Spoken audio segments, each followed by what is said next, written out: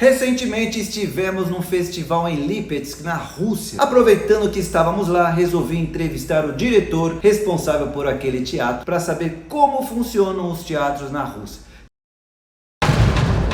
Salve, salve, arteiras e arteiros! Estamos aqui com um vídeo um pouco diferente, mas eu acho que é importante para a gente refletir um pouco de como é pensada a cultura, principalmente pela gestão pública aqui no Brasil e como a gente vê aí que acontece em outros países. Isso não quer dizer que o Brasil tem que copiar como é feito em outros países, nesse caso na Rússia, onde a gente esteve recentemente, mas que a gente tem que aprender aí, estudar o que acontece fora do país para ver como a gente consegue caminhar com a cultura aqui no país e começar, pelo amor de Deus, a pensar soluções para a cultura que vão para além desses editais, que ficam cada vez mais desumana a competição dentro desses editais. O Brasil já entendeu muito bem como funcionam esses editais, tem muita gente boa ficando de fora e tem muita produção cultural ficando represada por essa ser a única forma de fomento à cultura que existe aqui no país. Mas será que ela é a única? Vamos entender um pouquinho. Recentemente a gente esteve no Teatro de Bonecos de Lipetsk. Lá a gente foi convidado para participar e graças a uma agitação feita ali pelo teatro, que procurou apresentações extras para a gente em escola e também em parques,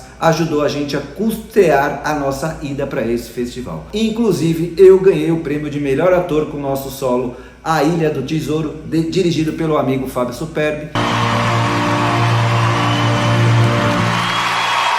É impressionante como tanto na Rússia e em outros países muito tradicionais aí, como o teatro de bonecos brasileiro é valorizado. E lá a gente tem toda uma estrutura universitária. Atores aprendem a ser atores, cenógrafos aprendem a ser cenógrafos, críticos aprendem a serem críticos, de administradores de teatros aprendem a serem administradores de teatros e todas as outras funções ali de técnica, produção, criação e etc. passam pela universidade. Coincidência? Acho que não! Eu fui lá entrevistar o querido Felipe para entender como funciona a ideia de teatros na Rússia, para ver o que a gente pode transpor aqui para o Brasil e melhorar esses tais editais. Ele me disse que os teatros na Rússia, basicamente a grande maioria é financiada pelo governo da região, que lá eles são divididos, né, por cidade, região e federal. O governo ali da cidade e região acaba bancando esses teatros. Lipetsk, por acaso, é uma cidade de cerca de 500 mil habitantes. Eles possuem 5 teatros pagos pelo governo. Teatro de bonecos, teatro de drama, de dança, enfim, uma diversidade. Moscou, que é uma cidade do tamanho de São Paulo,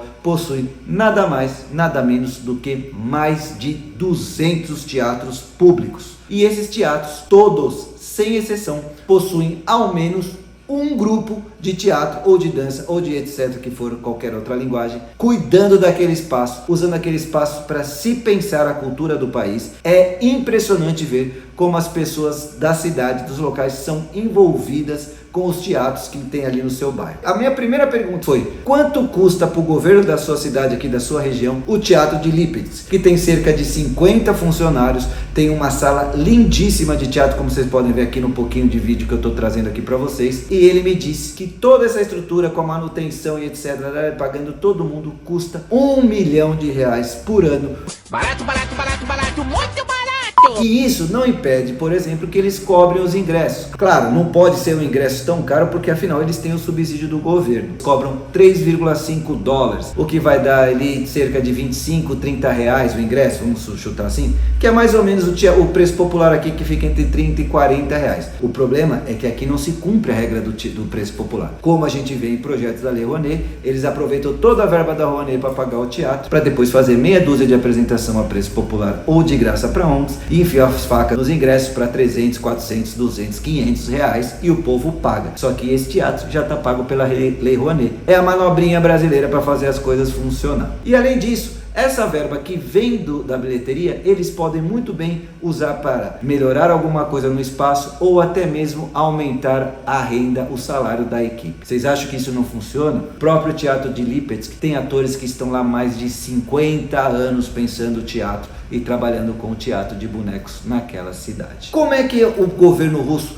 ele participa também da formação de público na Rússia? A federação, eles têm o Pushkin Card, que toda criança que está inscrita em escolas desde os 14 até os 21 anos recebem esse cartão, que possui uma verba entre 500 e R$1.000 por ano para que os jovens possam frequentar teatro, cinema, dança, música. Isso faz com que os grupos ali, né, os teatros, corram atrás desses jovens para que eles venham para o seu teatro, corram atrás também dos pais para que venham não só trazer as crianças, mas participar da programação adulta. Coisa que com essa política de editais aqui, os artistas estão muito mais preocupados em correr atrás de ganhar editais para ter o dinheiro para pagar a conta de ontem, do que preocupados em desenvolver um trabalho e correr atrás de atrair o público para que mantenham-se fiéis às suas programações ou às suas realizações. Esse é um outro problema que o edital traz aqui para o Brasil. E o governo federal também ajuda esses teatros que são apoiados pelo governo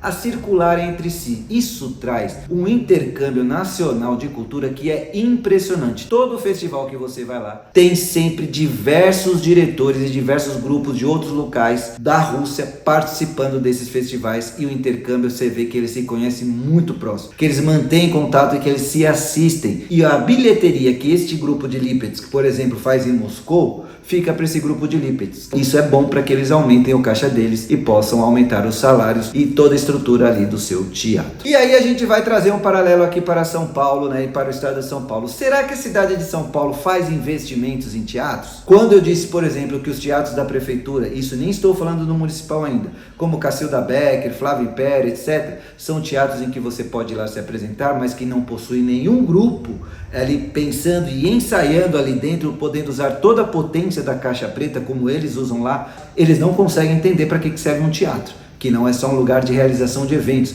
mas de criação de um pensamento e uma identidade cultural. Eu ainda não levantei e eu vou procurar levantar. Com certeza devem ter próximo ou até uma verba maior do que 1 milhão para se manterem por ano. Sem contar que ali tem um programador, tem uma administração central, uma empresa de limpeza, e uma empresa de segurança, e uma empresa de som, e uma empresa de luz, e nenhum artista pensando naquele espaço. Já o Teatro Municipal é muito pior. Tal fundação do Teatro Municipal recebe nada mais, nada menos, mas é mais ou menos isso, 150 milhões de reais por ano.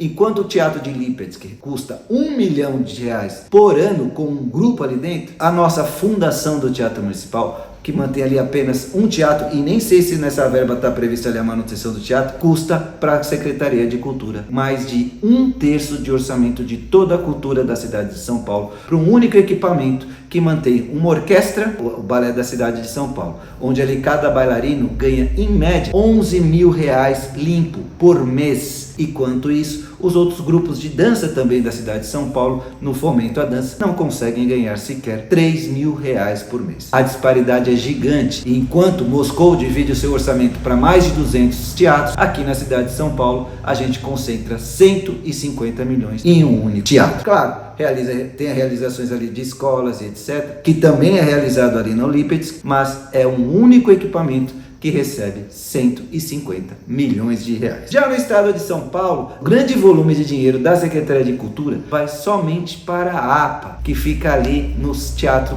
Sérgio Cardoso, que recebe nada mais, nada menos do que 500 milhões de reais.